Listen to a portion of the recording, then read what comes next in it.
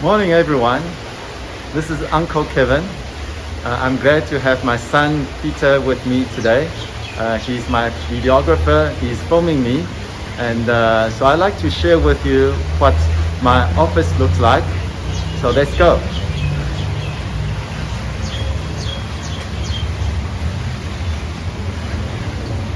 As you can see here, this is the reception area. So I'm in a service office environment where I share the offices with other tenants, where I have my own office, but with lots of shared facilities such as the beautiful lobby reception area. And let's go to the next section. And this is the waiting area where clients and customers can wait here while I've been notified by reception about the arrival of the guest. And then we have 6 beautiful boardrooms of different sizes, should the need be, to have interactions or meetings with clients. And over here, this is the place for where someone wants to have a casual chat or have lunch, snack, just a bit break from the office. And my office is upstairs, so let's go up and see.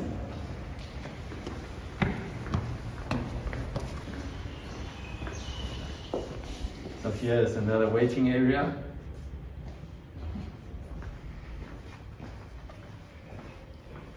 Hi Cynthia, we're just shooting. Okay. So this is the kitchen area. Okay. It's shared facility.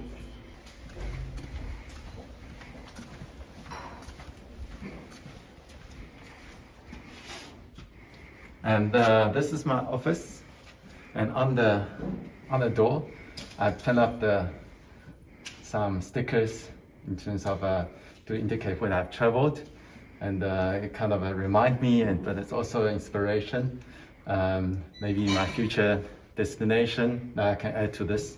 So I've been to the USA, I've been to London with the family, New Orleans and San Francisco, and the latest edition is Route 62 of Western Cape that I took the family with last year.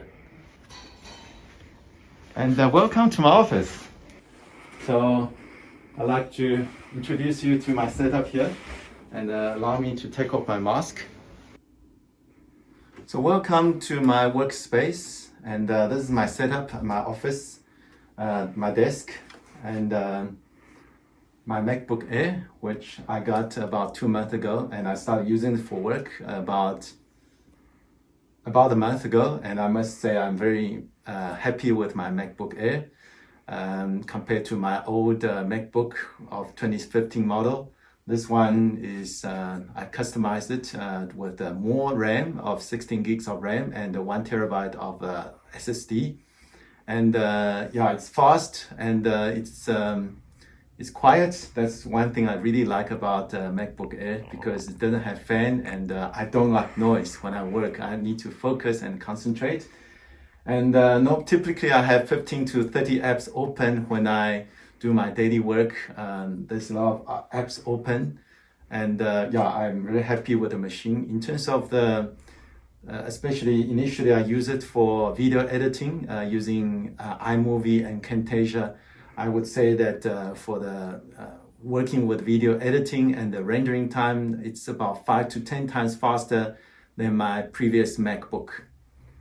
And yes, so you can see my desk. I try to keep it clean, so the free from the clutter and all that, so I can focus.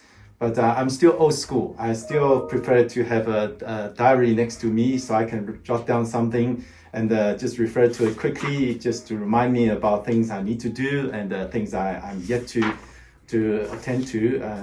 It's easy to refer back to and fro. And yeah, this is my microphone I got a few months ago when I started as a YouTuber, and Fifine T669 I got on Tech a Lot, and I must say it's great for video conferencing, for Zoom, Microsoft Teams calls, and yeah, and it's easy to maneuver around. You can see it's and I can take it off. So if I don't want it to take up space and it's in the way, then I can remove it. But when I need it, I can just move it like this. And I have the webcam, which is a Red Dragon, and it works well.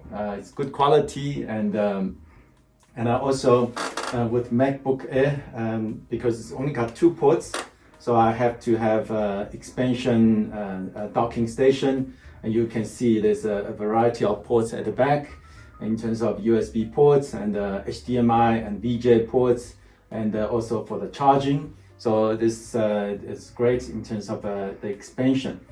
And I also have an external monitor because for me, my eyes are not so good, and also it helps me to maybe have better posture to sit and read stuff with a bigger font, and then my phone. And just on this side, I have trays just to file in terms of client files I work with as financial planning clients, various stages from discovery, recommendations, and implementation, etc.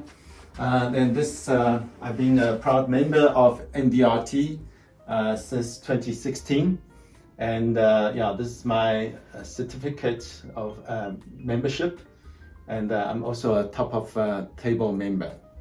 And just on this wall, you can see my certificates from insurance companies more related to production. This is been with me for so many years. I framed it a few years ago.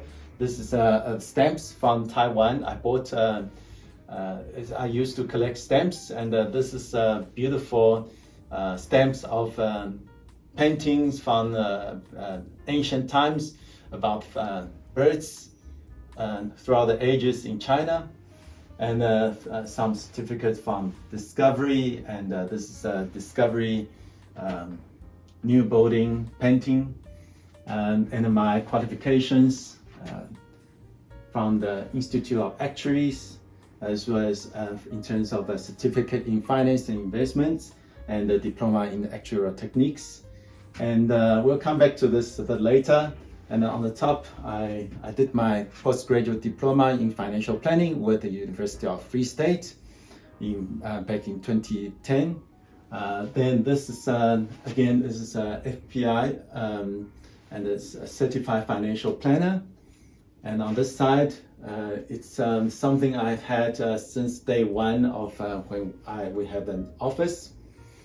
And this is really a story that impressed me, that I just got it printed out and frame it, and also from time to time I can look at it just to remind myself.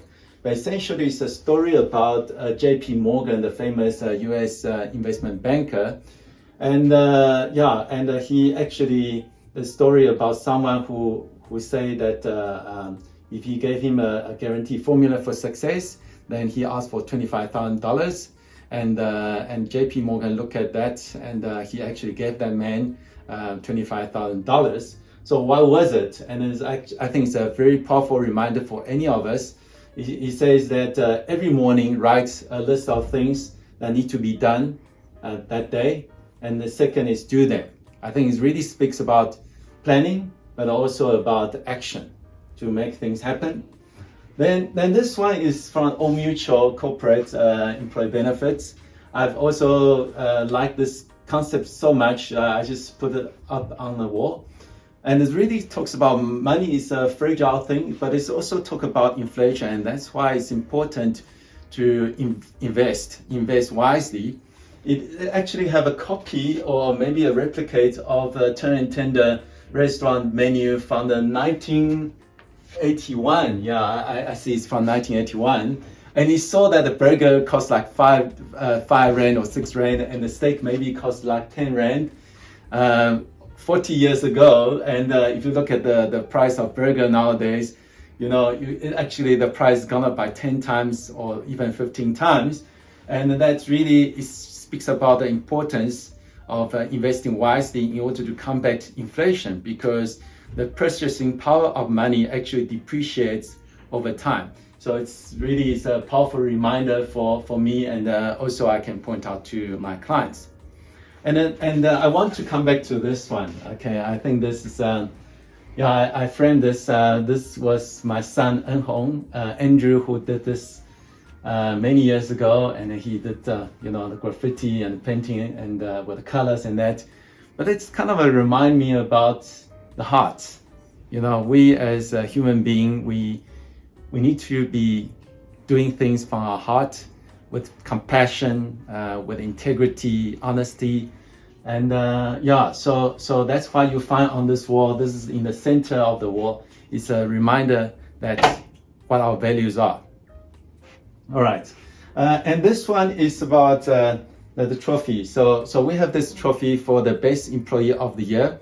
And before COVID, even last year when we still could, we would have the year-end function, and where we would announce the best employee of the year. And then the person would actually be handed this trophy, and the name will be engraved on this plaque. And this is, as I say, I'm a proud member of MDRT. I was a class of 2016, which meant that was my first year of being with MDRT, and ever since I've been a member. And this is just a little token to indicate my participation at the conference that year in Vancouver, in Canada. That was a special memory. Beautiful city, Vancouver. And just some of our stationery, the Chinese brochure we created for our Chinese speaking clients in terms of investments. Then there's my business cards. And then let's turn to this side. Let's look at this, and then maybe you can get closer and just have a frontal view of this big picture. So I got this thanks to Net Group Investments. But it's a powerful reminder for any person who wants to invest and invest for long term, how you should consider and look at the long term returns. So this is very important. Me as someone with actual background, this constant reminds me how I should invest and how I advise clients to invest. If you look at the long term, here it was actually this whole chart is almost 100 years of history from 1925 to up to the end of 2019. So almost 100 years history. And over those times, and there's markets up and down and that. But then if you look at the different categories of assets, it showed that amazingly that South African equity was actually the best performer over this 100 years with an annualized return of 13.9%.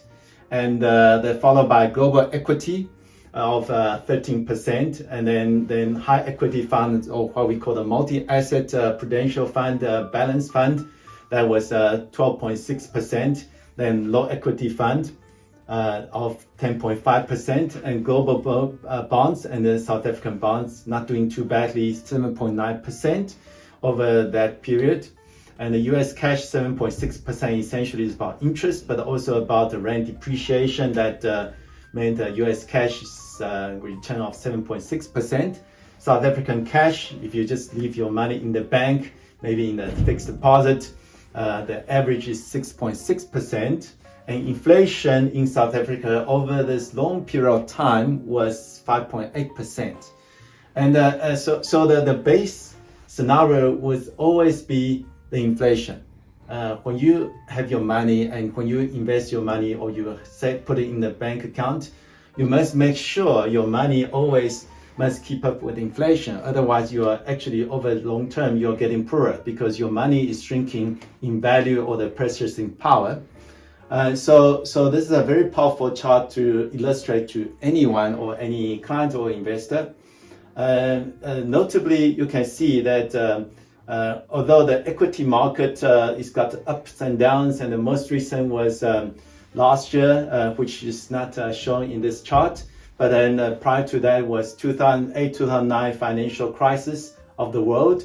But despite all the crises that happened, the wars and the financial crisis or the COVID crisis, etc., the equities still generate the best returns over the long term. All right, so if an investor wants to use the power of compound interest over the long term, then certainly they need to have the money in growth assets, as we speak, in equities. And over the most recent 10 years, then certainly the global equity has outperformed South African equity. And given the economic, social, and political issues in South Africa, an investor would do well to invest more in global equity over the long term. So that's a very powerful chart to remind anyone. And so sometimes I have clients, and actually a lot of times investors, young and old, that tell me, no, they don't want to be risky, they don't want to lose money, and they don't want to be in equities because ups and downs, they think that because of the world, the economy, what's happening, that they think they'd rather just be safe and put money in the bank. But if you look at this very powerfully, you know, the only way a person can create and generate wealth or keep their money safe over the long term is actually in equities. All right. So have a high exposure in equity, especially global equity. I think is very important for any investor at this day and age, at any time. Right, let's move on. And okay, so just my lunch bag is a rather big one, but I keep every day I bring it, and I keep the food I'm going to eat for the day, my lunch. I just have 2 meals a day. I actually follow 168 diet, so I try to not eat before 10 o'clock in the morning, and in the evening I try to eat before 6 o'clock, and from 6 o'clock in the evening until 10 o'clock in the morning, then essentially kind of a fast, don't eat. And that's the diet I follow. And I also have my vitamins. My doctor asked me to have multivitamins and vitamin D. Yeah, so, and also then this allows me to control how much I eat and what I eat every day. And let's move on to here, and you start to see more of my YouTube equipment. So there's a ring light I use from time to time for my video production, just for the lighting. And here is we used to use this, but now we because of COVID we actually move it to digital. But we used to use this board to keep track of our sales figures for various lines of business by month. And so it's visual for me to see how we do. Then let's turn to, I have this little table in my office I bought a couple of weeks ago. And the reason I bought it was that it's because it's not good to just to sit and work the whole day. So sometimes I like to break the routine and then just actually have my MacBook Air on top of this table, so I can actually stand and work. So yeah, just from time to time, I think it's good from the posture and the health point of view. Another piece of my YouTube video production equipment, very important tripods, and so I'm still learning. I have all pieces of equipment and then trying to figure out what's the best way to make production of the videos, to make better videos to share with the audience. And this bookshelf has been with me for many years. I would say it's over 20 years. And I have lots of books, but what I keep here is mainly the business books. And yeah, I do read many books, but there are also some books I bought which I haven't read yet, so I still need to read. But I like to highlight some of the books that really have impacted my life and my thinking in terms of business, helped me on the journey of starting my own business as well as investment. So the first book I want to talk about is that these two books. This one is about small business opportunities. I bought this I think back in 1994, 95 at a bookstore still in town at that time. And because when I was at university, I was already thinking about starting my own business someday. And I bought this book, and you can see this is really old. It was, yeah, some pictures in the front, Small Business Opportunities. The other book I bought also many years ago was this one, Starting Your Own Business in South Africa. So that helped me in terms of the thinking and the steps and how to go about doing a business plan, research, identifying business opportunities, marketing, and production, and the sales, etc., and obviously HR side. So it's kind of one of the books that got me started. And you could see that at that time was 80 Rand and at CNA, and now CNA essentially is no longer a prominent station in our country, but at that time was really wherever you go, any town, any city, you will see a CNA.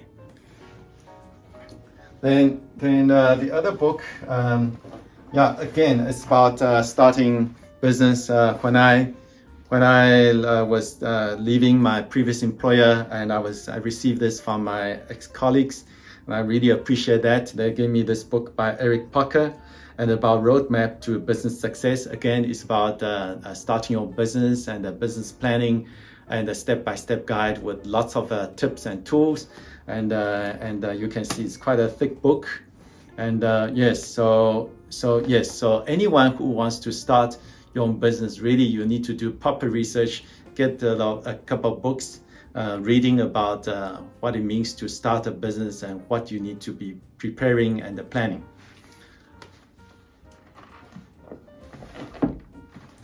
And this book, even though it's a little book, and I actually bought for my wife Sulaine many years ago, and but afterwards I actually put it to better use and hijacked it and put it on my bookshelf, and I referred to it from time to time, The Instant Manager by this author Cyril Charney. And this is, I would say, it's an excellent reference tool. It covers many topics for a manager in terms of for a manager, what you need to do in terms of dealing with your internal hiring, in terms of dealing with your colleagues or subordinates, customers, management planning, etc. And many chapters. It's a short to the point for each chapter. So it's an excellent book, and I refer to it. I even use this to train my staff.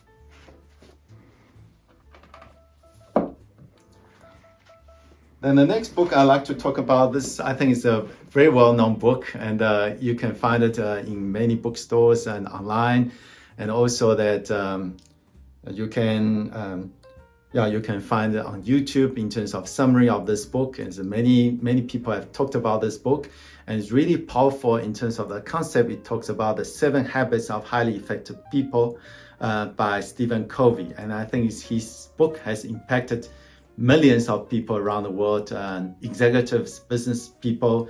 And if you haven't read it, I suggest you read it or watch a YouTube summary of this book, the powerful concept. But if you really implement this and develop these habits, then you can be a successful, effective person in your life.